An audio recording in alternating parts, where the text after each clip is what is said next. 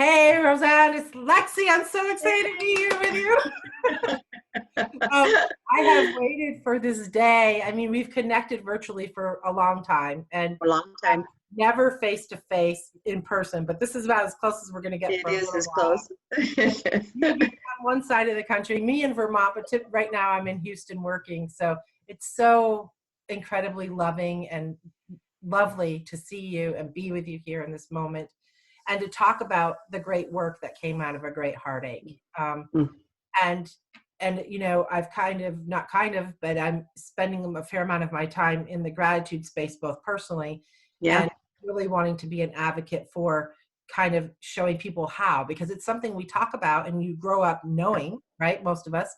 And then you go, well, how, you know, once I count 3 things I'm grateful for, what's next? You know, what's a practice and how do I deepen it? And I definitely as soon as you were published, I've given this book to 6 people that have, you know, Oh my goodness. say goodbye to every person I know. And there'll be another one coming up that, the grandmother to my grandchildren, their grandfather just passed away. So Yeah. they'll get this book as well. So it is healing. I'm guessing your story will share some of that. It has been, for me, having known your husband, I have laughed out loud through the whole thing. I have cried. You know, when we talk about his laugh, it was an infectious laugh, right? And I knew that laugh. So it brought it all back like so in front of me that I was just inside of the story, probably differently than someone who doesn't know any of your family, but still none the same. It's powerful and brave of you, right? This wasn't necessarily the intention for your journey. No. So I'm going to let you go. So you're the author of The Collision of Grief and Gratitude, which I love that word collision because it's powerful and it's happenstance. I'd love to hear how you came up with the title because I know as an author, that's always this big, laborious, sometimes fun, sometimes not fun task. So why don't we start there? How did that happen? Well, you know, I had thought about grief and gratitude. Obviously, the posts themselves I started calling partway in grief and gratitude, but that was, you know, that I'm sure there's other books out there with that name. And I asked a small group of trusted colleagues to kind of guide me on some things after I decided to do the book. And one of the gals, actually, you'll find this interesting, Lexi, was a student of mine at a strengths course that I had taught in a school district in Texas. And in the Dallas area, and Cicely Tuttle. And she was, she really didn't know me until I started teaching. But she knew a little bit of the story that I had lost my husband. I think I did that seminar maybe in a July or something, and I had lost Curt in May. It was one of the first ones I did afterwards. So I was a little raw, and anybody who's gone through real in-your-face grief knows how hard it is in those first few months if you're trying to get back to work and be professional, because grief doesn't know the difference between professional and the rest. And so, you know, I would try really hard not to cry. Not that I am against crying, but just, you know, I wanted to represent Gallup and do this, you know, what these people were expecting. Anyway, she was in this group of people that were from the school district, and she was just kind of drawn, I think, to my story, even though she didn't know it that much. And at that time, I was still just writing on Facebook daily because it was so soon afterwards. And she actually, you know, I think it was longer than that. I'm not sure when it was because I had probably written 3/4 of them by then. And so she asked me, she said, I'm going to read them. And she wrote back to me and she said, "You've got to publish these." And I kind of knew her after a week, and I was like, "Oh yeah, I don't know. That wasn't in the plan at all." And I said, but she encouraged me. And at one point she wrote me, so this is a little more than you're asking, the most compelling message about putting this into a book. And really, I didn't even know her that well, but there was something that felt very connected-ish about the whole thing. And so when I decided to do the book, and she was in that small, since she had influenced me, which is always interesting to think how people influence when it's not even a strategy that you're planning. I asked about names for the book, and I threw out the word collision, but I didn't put it all together. Yeah. And then she actually put it together the way it is on the book now.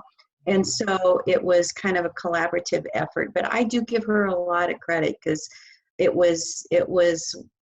just hit the nail on the head, because it is a collision. Yeah, absolutely. It's beautiful. The cover is beautiful. I know all of that's a labor of love to find the right flavor and feel for a book like this, but this one being so close to your heart. And I have to say, as you're thumbing through, the pictures are anchors in every way, in every story, in a beautiful way. It's just so well put together. And I wanted you to hear that. I'm sure you've heard it before, but you can't hear it enough when you put yourself out there like this, because this is pretty bold. So, I interviewed another author last month. Her name was, and she had lost her son, right, which is same and different, right? It's a very different kind of grief, but no less or more. And she talked about the same thing. The plan wasn't necessarily to share this in any kind of a format. So when people first started talking to you about it, did you have resistance, or did you go, oh yeah, right away? Oh, I had total resistance. For one thing, it was so, I think resistance on every level. I think the resistance that, because it was so personal and not written in any way to be, it was on Facebook, but honestly, I always laugh about this. The number of friends I had at the time I was doing this on Facebook were pretty small. And so it was a pretty safe group. And so, there were things, I used names of people, and I talked about things that are really quite private in these posts. And so, no, I couldn't imagine putting that out there. Plus, I had written it. I say I'm a pianist, and I like to, kind of just sit down and play all over the piano without music in front of me. And the writing was kind of like that. I would sit down, I'd start typing. I didn't know what was going to come out. So a lot of it was clunky, tons of typos in which I knew could be cleaned up. But still, that was all done. And then, it was just the risk of, honestly, what would people think? And I know you and I know strengths. Not everybody is familiar with that, but one of my strengths is significance, which basically means, one of the things it means is that I care how I'm perceived. Yeah. And I think that was the biggest thing. I was afraid people would think I was doing it, A, for attention, B, for money, which is really a joke, because you never make money on books. I told somebody once, if I can make 20% ever back on this book in my lifetime, it'll be great. But I was just worried what people would think about me. And that was the biggest hurdle. And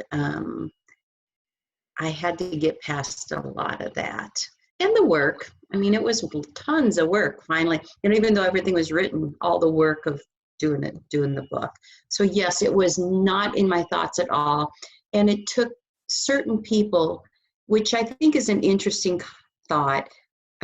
Sometimes I think some people's role is to gently push some people toward doing what they think is what they feel in their heart that person can do.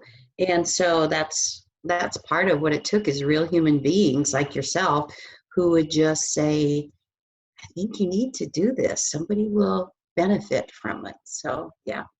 Yeah. So I'm going to thank you, for many reasons, but specifically for being courageous and overcoming the fear, whatever they were and however often they come in, because I'm sure they still roll in and out sometimes. They do. For conquering that, because I have literally given this book to over 6 people. It's about to go out to a 7th because we lost a grandfather in our family. So it's going to, and every single person without exception has thanked me for the safety of that book on some of their hardest days. Now, what do you think it You use the word safety, so here I'm interviewing you. But what do you think that means? I try to collect in my head what I think is meaningful about it. So what I'm learning, I haven't at this point in my life had a grief as close as this that I've had to go through. And I've witnessed some grieving in really interesting places in my life because of past work that I've done. So what I'll say to you when they say safety, it's the moment when you're completely undone, that you fear the most, that no one will be able to see you in that space, that you are so raw and so broken, right? So undone. I don't know what other word to say, that you have a place to say, oh, there was at least one other person so undone in their life. And so you're not alone. That's, right? I think that you said that so well. I love the word undone. I'm going to steal it. Yeah. That's kind of what I had just somebody write to me yesterday, and they had given it to a woman who lost her husband, and she was elderly. She was 90, I believe she said. And I remember thinking, oh, that I'm not sure it's the same. You know how you think you know how everybody else's grief is, but you really don't. And this friend of mine who had given to it said, this woman said, it forces me some days to cry when I need to cry what is written, because you need to get it out, but you don't know how to do it some days. And she said it kind of forces me into that mode that I just have to sit down and go, oh my gosh, yes, that is what it feels like. Yeah. Yeah. And I mean, the need to belong is such a deep core need for human beings at large that I think offers that for a person who feels like, where do I belong when their other half is not there to belong to anymore? Yep. Right? Yep. So I'd love to hear how, when you made the decision to do this, what was your interface? And I'm not sure even how to ask this question, but I have to believe, knowing Curt and now getting to know you and a little bit about this process of writing, that you had to commune with him in some way about this. Is that true or false for you? Oh my gosh. So people ask me once in a while if I have conversations, if I talk with Curt. I would say I don't. But what I do often, I do this maybe daily, is think, I wonder what he'd say, or I wonder what he'd think about this. Yeah. Just as a way, I just did something yesterday. Oh, well, somebody said it to me. I visited a friend who is dying from cancer, and she said, what do you think Curt would say to me today? And I thought, wow, I'm not the only one that thinks that. So I think there were a lot of days with this book when I had to think about, what would he say about this? So a kind of a funny thing is that I think he would be not happy I put his photography in here, because he thinks some of it wasn't good enough. Yes. I'm not kidding about that. I believe you. Because he had maximized, things had to always be, and I would sit and look at photographs on his computer, and I'd be like, ones I wanted to blow up and make into a picture. And he would say to me, I'm looking over here because the book is over here. And I'd say, well, that's a good one. He'd go, no, it's not. That's not it. That focus isn't good on that. It's not it's not centered very well. And I often think, I bet he would be like, why did you use that picture? And, in books, in print, this is one of the things I learned, is you got to use good paper and have good quality of everything. And this is probably not the most high quality paper. It was more than what I expected it to be. But there are just so many of them. I think he probably said, you didn't use that photography very well. What he would say, I know, is that is the right thing for me to do, because he knew my significance was, I need to do something that lasts. I need to do something that can make a difference for somebody else, and probably for me a little, and as a way to honor him too. Yeah. I don't know if that answered your question or not. Yeah, absolutely. I think it's beautiful because everybody connects to someone that's not with them anymore, and however they do it, right? And I've learned that there's so many ways that that's brought in. And I love that because, I actually talk to Curt a lot in the same way. Like there's certain pickles I'll get in when I don't want to be seen, because that's really what he called me forward to do. And I'll do, like, I wore this dress on purpose because you can't really see it, but it's called a caftan. I'm trying to think of the person that used to wear on the Golden Girls. I think Maude. Oh, Those, yes. kind of like a muumuu, not flattering, but great design because it's magnolia pearl. But nonetheless, I feel at home in this thing. Like it feels like my place to be, and a lot of weird clothes are that way. And I work in corporate America a lot, and I'm shedding that stiffness of that part of my person. And so when I was in Houston last, I went in wearing clothes that people would be like, that's interesting. I'm sure they would. And I remember how nervous I was and wondering if the leader of that group, the VP of that group, was going to go, she's lost it. She moved to Vermont and she absolutely lost it, right? But I did it anyway because Curt used to say to me, they're not going to be ready. Do it anyway. Just do it. And so I went in, and we were working on a space where there was some good conflict in the room, and that's kind of my sweet spot, being command and sorting through that with people.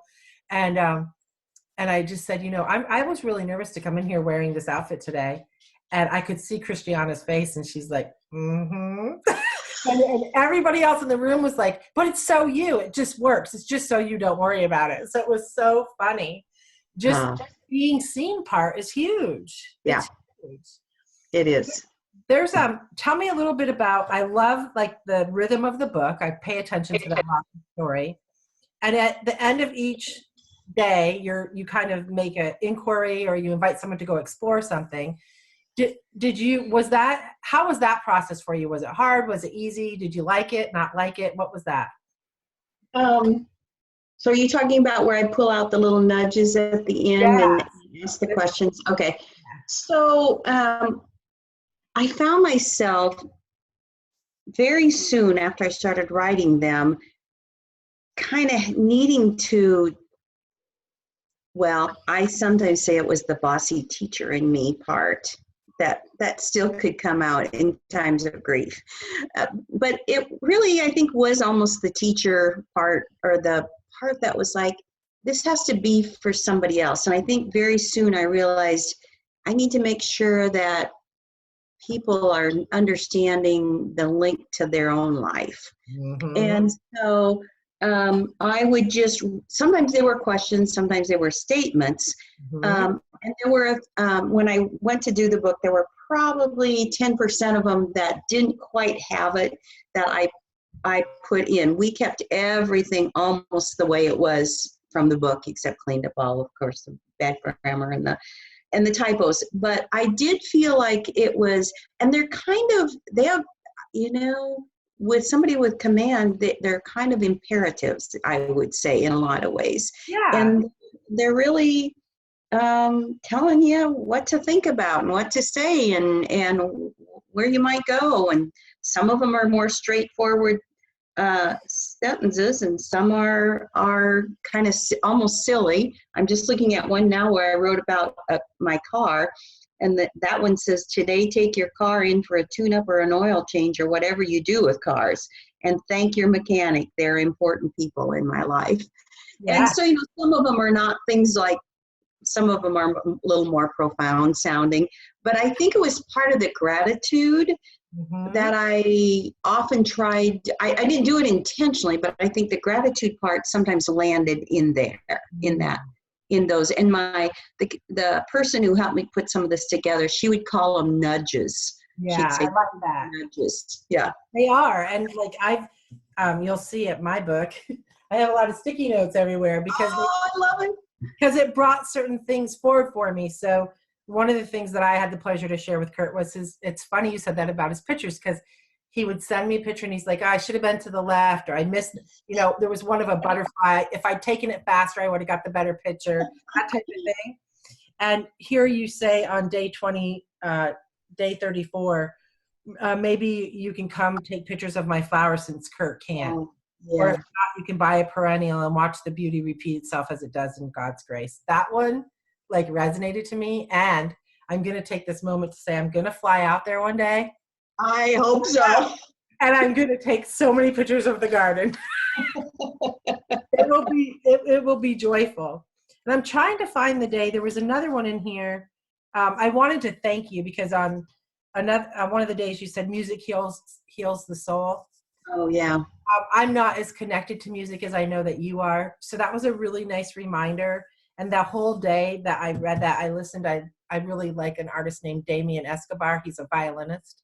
Mm-hmm. And his music just hits me at a vibrational level that is amazing. And so that whole day I listened to it. And then in my journal that night, I really wrote the impact of having a day full of that level of music on my soul. And it was significant. Oh. Yeah. But here's one that I can't find the exact page right this minute. But you call us the day that his friends that he used to hang out with kind of wrote a story, right? Yeah. And you ask us, what would someone write about you? Yeah. Yeah. So I got curious. This is really interesting little experiment that didn't quite happen. So I found about 7 people in my close group, and I sent them a note. And I don't know that I was as clear as I needed to be, but nonetheless, I said, what would you title a story about me after I'm gone? And almost no one was able to do it. And it was very interesting. So I don't know. I have, story versus fact. I was like, wow. So first of all, my feelings got really hurt. I'm like, why aren't you going to say she's amazing? She's the best mom, the best daughter, aren't you going to say that? And I don't know if it was not wanting to acknowledge death. That was what one person said. And then the other ones were like, well, I just didn't know a good enough title. And so it was like, wow. Mm-hmm. Yeah, but it was really interesting, the resistance that everyone had, except for 2 people, to actually go through that with. Titles are hard, as we started with. They're hard. So, I can see how, but I love the idea. What would be the title of you just think so. And a lot of people don't like that concept of legacy. They probably think it's too, I don't know. I've heard people kind of negative about it. But I gotta say, it's pretty hard not to think about what is the legacy after you're gone. And I think there's pressure. Some people think that sounds like it has to be so big. And so, but I think there are lots of different kinds of legacies, but I think there is going to be some kind of legacy on every life when they're gone. And they are writing that story all the time. And I think it's a good thing to stop and think about, what is that story? What kind of story am I writing? Yeah. And that talks about the intentionality of living, right? Yes. And not living by default, because there's a whole bunch, that's a whole nother, conversation for sure. So when you think about your gratitude now, right? Because you kind of alluded that it wasn't necessarily intentional, but it definitely it wove into the way you were expressing yourself. Would you describe your awareness or gratitude practice or not in the beginning of this journey and today as any different? That is such a good question. I've been thinking about that a lot lately, actually. So when I got done with writing, I stopped after a year, and there was a little bit of a relief because I was done writing, but not that it was ever that hard, but just every day for a year when you're in prime grief I just knew I had to do it. But I stopped writing, and I stopped being aware of gratitude. I'll be honest. It was hard. Actually, the first year, because I was working on this book, I was more in tune to gratitude. Mm-hmm. It was probably the next year, the third year, that I really noticed it. So I'm coaching somebody yesterday, and I'm always a little, you know what this is like, Lexi. People get a little cynical about the gratitude thing, I think sometimes. Do you notice that? Oh, do I? Okay, yeah. I don't know if they just think it's too fluffy or yeah, what it is. And I think you can have a lot of different words, and it doesn't have to all look the same as you've shown in many ways. But I was coaching somebody, and I said, I want you at the end of every day, I said, I know this sounds hard, but just write 3 successes. 3 successes. I had a strategy around how we'd analyze some of that and look back at it. And part of it was this person has a hard time seeing successes and the strengths that they're using. And when I got home, I thought to myself, maybe I need to start doing that, because it's kind of like, even though I use the word successes, it is kind of like gratitude too. That's why I think we have to open this is just my opinion. I think gratitude has to be busted open a little bit wider to think what it really means. I think it's studying joy, studying success, Curt and I used to do these 3 best days of the year. That, I think, was gratitude, where we'd go back and we'd each tell what our 3 best days of the past year was. And we did it every summer. And I think I write about it in one day, because I was like, yeah, I'm having a hard time coming up with 3 this year. And I think even any kind of act of reflection on what's good and right and pure and beautiful and is an act of gratitude. So I think it can look different for different people. I don't even know where we started with that, but you asked me how I ended up with the gratitude. And I think for right now, I think I'm feeling, after changing my work situation recently and things like that, and part of me, I think, has to go back to looking back at every day and saying, what did I feel really good about today? When I sit on the patio at the end of the night with my glass of wine, what are 3 things that I feel really good about? And I think that's like gratitude. Oh, and sure it is. I'm going to start that practice again. Yeah, you know what I'll do is I'll send you a journal, and then you'll have a framework, and there's a morning and night, so you can at least have a box to play in until you break out of it. Love that. Yeah, I think you'll agree. And it always is when, so all of my executive coaching, gratitude is a core piece of our work. They get a journal. It's a part of how they unfold, because what happens is, as you're learning to see what's good and right, as hard as it is some days, if you see it around you, then you start to see it in you. And that's the fastest way to self-awareness. And so when I'm doing leadership coaching, it's paramount that we get there, because time and money are this illusion that we're living in that we have to work within. So yeah, so that's good. That's really good. So what's your biggest hope for this book? Well, I think that I hope it's timeless. I was thinking about that the other day. So it's been 4 years that Curt's been gone, 5 years, 3 years since the book has been out. Interestingly, I've seen an uptick in the last, I would say, 3 to 6 months in the people buying this book. I have no idea what that's about. But my hope is that it is timeless enough, and that the other hope is that I always said I didn't want to write it just for people going through grief. So I love what you always say, Lexi, because you weren't going through active, up close, up front grief. Granted, you knew Curt, so that was a little different. But you asked me what encouraged me to write it. It was often people it was more often people not going through grief that encouraged me. And so sometimes, it could be even, I had a couple of young women, like in their 20s, and they were like, it really made me know to wait for the right person, or to, those kind of comments.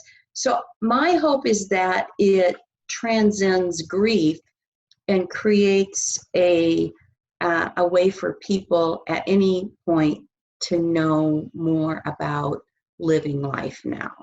Yeah, Yeah. that's beautiful. And I can say that it's definitely done that for me. And you just, um, because of that, I will start sharing it in new ways, because I have been sharing it specifically, because you never know Oh, what sure. you're a person who it loves someone who just lost their spouse.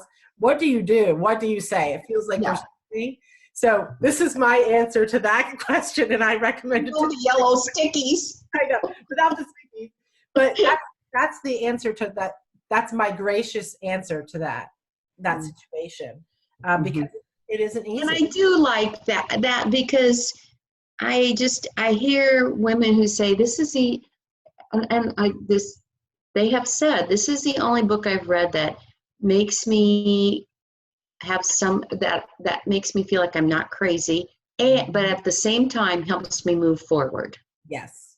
Yeah. That's my favorite thing that people going through active grief say. So Yeah. yes, I'm still, I know it's hell to go through the kind of thing that I went through, and people do that every day. If somebody can get them a little out of hell, I think that's a good thing sometimes. So Yeah. Yeah. All right. So I have one more question for you.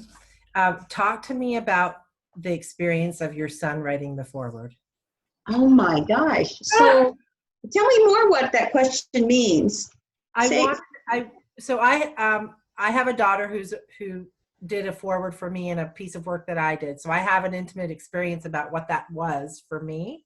And as a mom, and then you in this situation, and what I've learned through your book, the absolute connectivity between John and Curt, right? yeah, yeah. I'd really like to hear why he wrote it. Mm-hmm. Whose idea was that? Did you invite him? Did he ask? Just the experience of that, because it's a big, powerful part of this journey, I feel. And I would Yeah. want to know that about this book for you. Yeah. Well, things like who writes the forward was not even, it was like I'd be working with a person who helped me do that, and they would, you have to think about the who writes a forward. And I was like, I don't know what to do with this. But I have a son and a daughter. We have a son and a daughter. And John is probably the communicator of the two, more active. He is an attorney turned radio guy, and he likes words a lot. My daughter does too.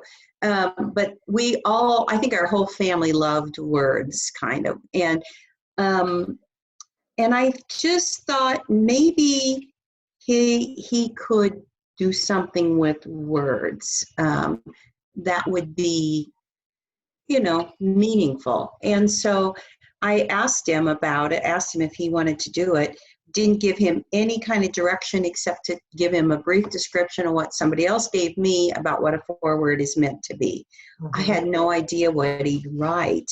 When he gave it to me the first time, I was like, wow, somehow it was so different than what I even imagined, because he wrote so much about, I'm not going to talk about the whole thing, but he wrote about people need to kind of have something that they're against. And lately it's social media. And then he talked about, but here, this book probably came about because social media. And maybe it's time, I think he talks about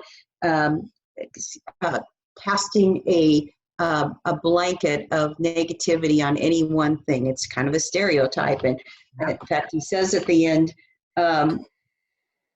after Dad died, I remember saying several times I couldn't bear to imagine how much darker and lonelier those days would have been had it happened 5 or 10 years earlier, when we didn't have technology to connect us.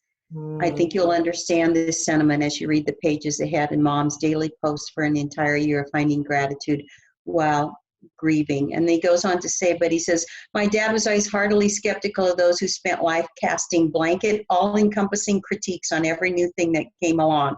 His ability to see the unique and very real good in people made him a legend in his field, but that ability extended beyond people. He wouldn't be surprised that an oft-maligned, relatively new thing like Facebook could take on and multiply the best attributes of human love and be a vital source of something he sought until the day he died. a light in the darkness. Yeah. So what's that bring up for you? Oh gosh, I didn't expect that to bring that up. Hmm.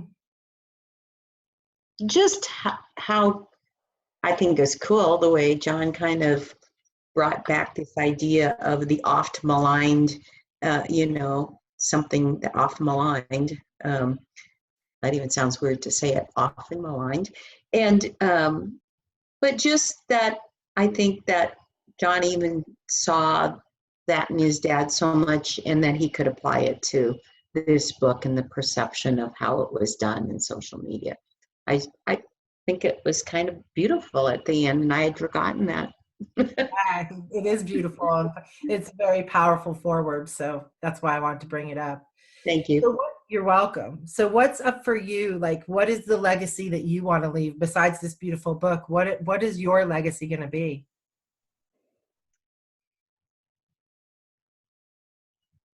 I hope it is that people are still first. I know that sounds kind of corny, but it's so easy in this day and age to get self-centered. And as I got towards the age of retirement, I realized that in many ways, my era is a very self-centered retirement group. It's about where can I go? What fun can I have? How much, what's my next trip? And that's a wonderful thing, and we are an advantage because many of us can do that. But in my heart of hearts, it was like, I know, I've said mountains and oceans don't show up your funeral, people do.